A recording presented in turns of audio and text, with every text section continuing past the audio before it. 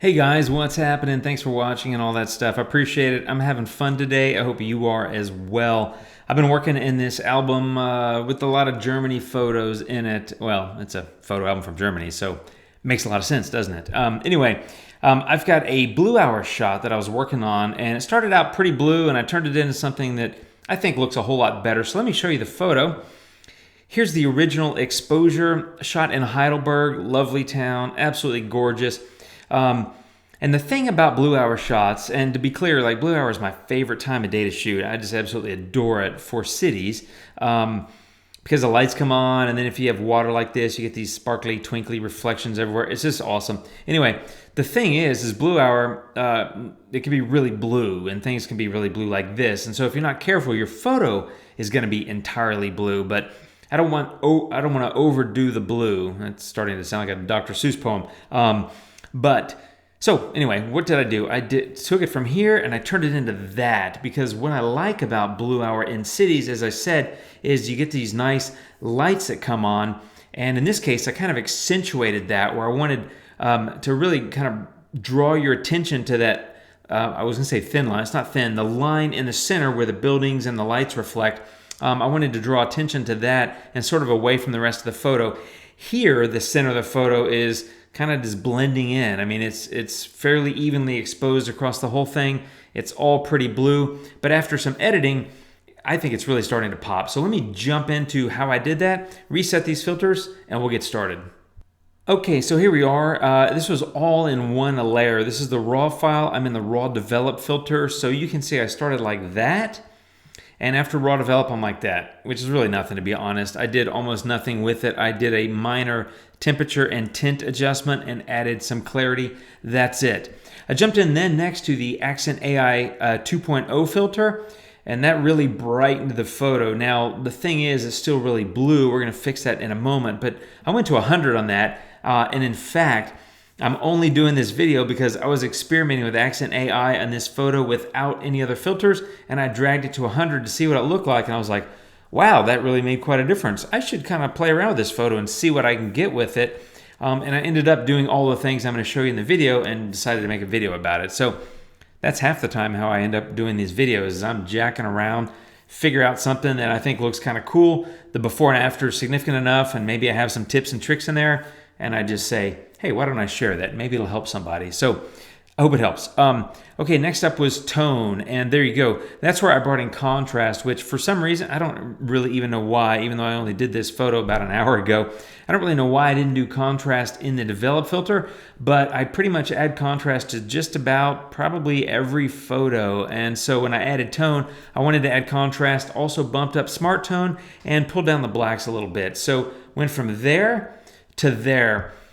The thing about adding contrast is it generally, I can't talk, generally accentuates color. And in this case, the overall color scheme thus far is pretty much blue. So as you can tell, before and after, it kind of got more blue. And so that's what the next filter is for, which is color temperature.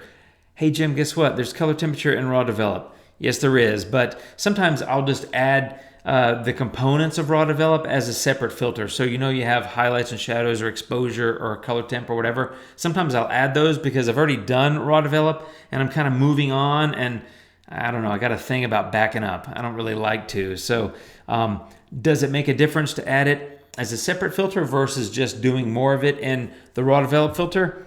I don't really think so. It doesn't, to my eye, so I don't know. Good question if you were going to ask it. Anyway, color temp. I wanted to warm it up. Wow, really made a difference there. So let me show you again. There's the before, fairly blue, which I got to admit, like, I like the look of the photo like that. But I just wanted to keep sort of iterating and see what else I could do and see if I could get to something that really jumped out at me, which is what the final photo version does. But anyway, I was here, again, like the photo, and there. Now I got it a lot warmer, and I also increase the tint quite a bit. So one more time, before and after. The thing about increasing the tint is these buildings were already kind of pink, pinkish red with that brick. And so I'm going to have to go back and fix that, which is what I do with the Hsl filter, which is next up. So there we go. Let me show you the before and the after. So what did I do? Well, in hue, I increased the hue of aqua and blue. I was kind of messing with the blues a little bit. Saturation, I took that purple and magenta down, which affected the spire here, this church steeple, the roofs, the bridge, all that stuff. I just tried to create a little bit more natural looking saturation level to that. And the luminance, I took it down on the blue, which is to darken the blue a little bit, and increased it on that purple, which also increases the visibility of this steeple. So let me show you the before. The steeple kind of blends in, and after it's starting to pop a little bit because the background's darker and that's a little bit lighter. So again, all I'm trying to do is draw visual interest and attention to the stuff in the center. Part of that is brightening it, part of that is warming it up, and part of that is darkening the other areas, which is kind of the overall theme here with this blue hour shot. Next I did structure, and this is my usual kind of thing where I go negative on the structure and I paint that into the water and into the sky. Didn't really do anything in the sky, you can't really tell, but it definitely impacts the water. So I'll show you again the before.